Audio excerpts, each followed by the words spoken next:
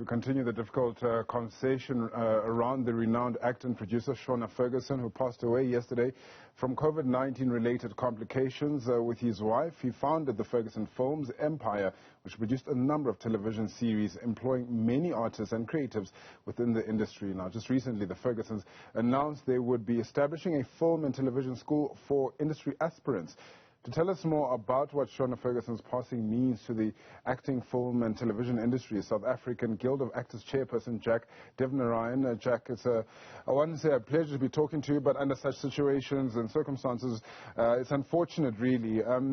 Just talk to us about what a vacuum this will cause within the industry. We're talking about the loss of one of our leading figures, one of our leading personalities.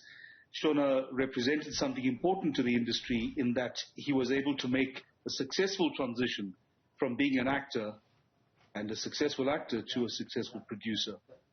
That means he was able to move into a position where he was able to create work for others. He was able to create contracting opportunities.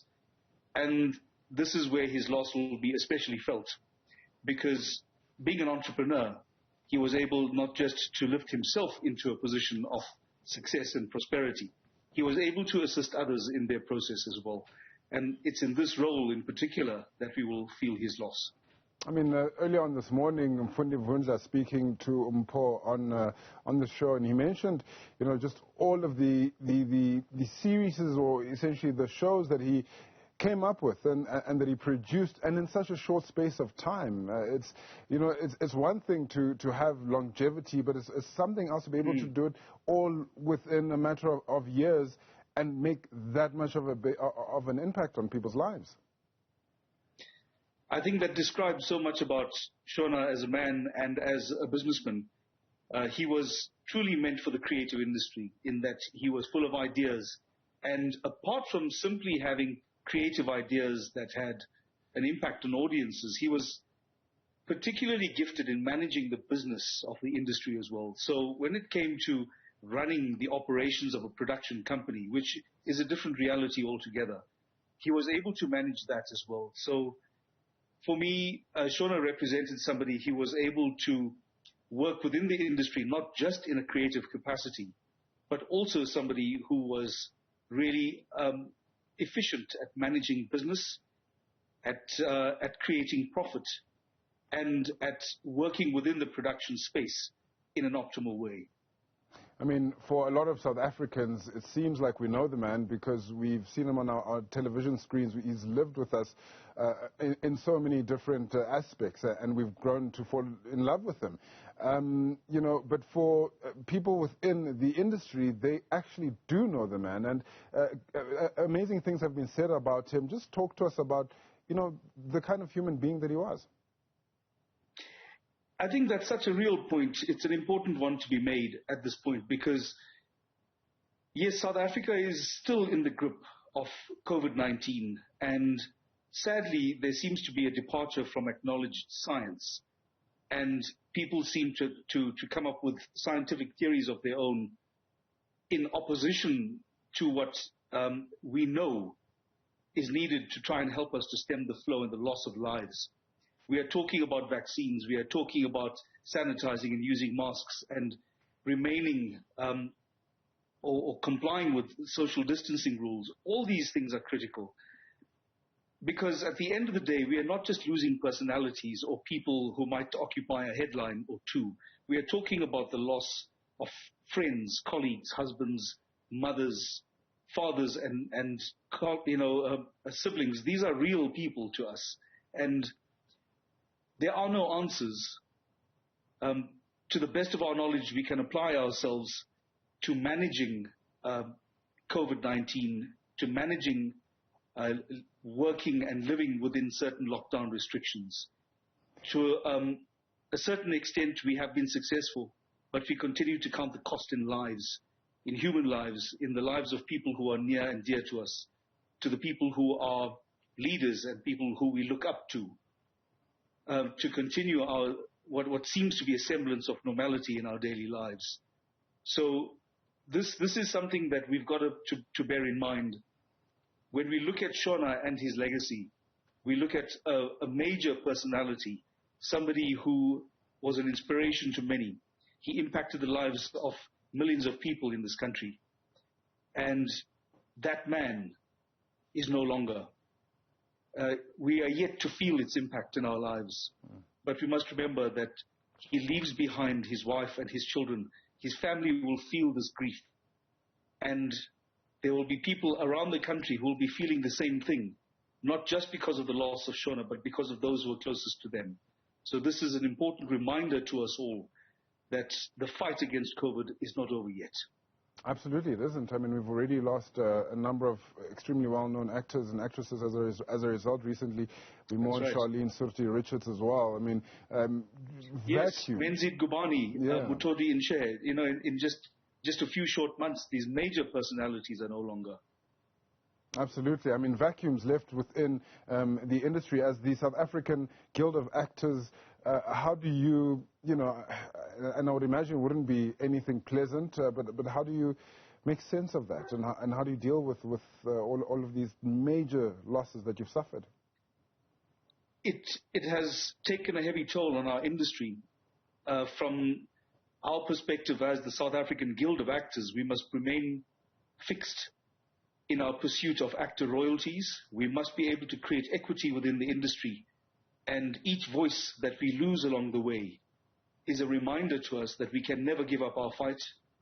We just received notification last night, in fact, that our scheduled oral presentation to Parliament in respect of the Copyright Amendment Bill, the Performers Protection Amendment Bill, that is intended to give South African actors the right to earn royalties for the very first time in history, has now been pushed out by a week.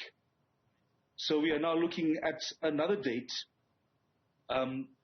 possibly the 11th or so of August. And, it's a reminder that those people who have the power to change legislation and impact the lives of actors may not be as focused on building priorities in our industry as much as we are in the industry. So this is a reminder to us all that we have to manage this through a process of solidarity. We have got to make sure that all our efforts are combined and that we are standing together to deliver a single message to our legislators, and that if you don't help us when we need you, then there is nobody else who will. We need laws to change, and it has to start with a parliamentary process. And I mean, how does that, how do you react to that? How does that make you feel that these parliamentary processes are so slow in coming? I mean, just thinking back to Charlene Surti-Richards' death, there was finances involved with her not being able to access hospital care that she so desperately required. And ultimately, Jack, these actresses and actors, I mean, people of your caliber, people who bring hope and aspiration to South Africans all across the country. It's actors that a lot of us look up to, and ultimately, as you're saying, there are no others. But how does that make you feel that Parliament has been so slow to hear the plight of people who are supposed to be, I would even say, some of the most important people in the country? It makes me truly concerned, because we are a sector, the creative sector, has been looking to create transformative policies and transformative changes within the industry. And who else can assist us in that project besides the lawmakers themselves? We have to be able to transform laws from 1967. That's the Performers Protection Act. We have got to transform our understanding of copyright law from 1978. If we can't do this now, we would have failed to prepare a regulatory environment that is necessary for our world of internet, the way in which we consume content through YouTube and through streaming services. All that has to change in order for us to manage our modern world and the way in which we create and consume content. So this is an opportunity for that transformation. If we fail to take that opportunity, we will not see this kind of transformation in the sector in our lifetimes. If we're already waiting for 54 years for the transformation project to arrive in the creative sector. And if we miss this opportunity now, then I think our lawmakers and our government must carry a heavy responsibility for that. And already we look to them with a sense of betrayal. It took the president 15 months before he decided that he can articulate his concerns about the bills, before he remitted them to the Portfolio Committee. In our view, that's 15 months too long. We need to effect transformation now so that people like Charlene Sirty Richards and others don't have to endure the kind of humiliation and pain that resulted ultimately in her death in her particular case. Can you just give us some last words to the Ferguson family as well as to all those that might have loved him across the country? The South African Guild of Actors extends its deepest condolences to the Ferguson family at this extremely difficult time. This is a huge loss for us, but particularly for those who are closest to him. And we will continue to honor him and his memory in the work that we do and for the creative sector as a whole. Jack Devnarain, very unfortunate that we get to talk on these terms, but thank you so much for your time this